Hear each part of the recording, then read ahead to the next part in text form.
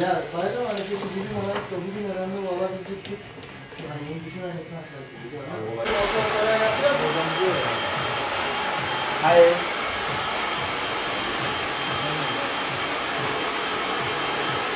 Evet.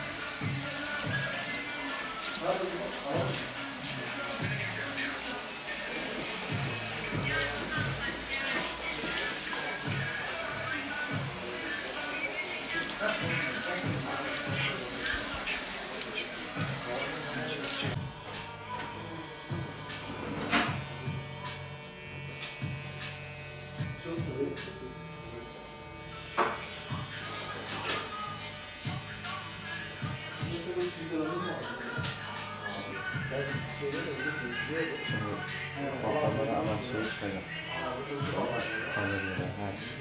O yüzden çok karışma. Ondan sonra İstersen değil abi. Sanki uzun mu geldi bana? sana vereceğim. Az belli oldu. Hayır.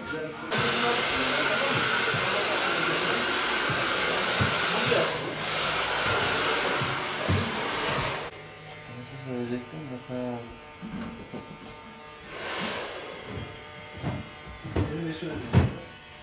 Allah razı olsun. Peki tüm masraflarını... Öncelikle tüm İslam aleminin Kurban Bayramı mübarek olsun. Bayram dolayısıyla birazcık yoğunluğumuz var. Ama biz bunları genelde ekibimizde genelde yoğun bir şekilde olsa da salonumuz her türlü güzel bir şekilde hizmetimizi veriyoruz.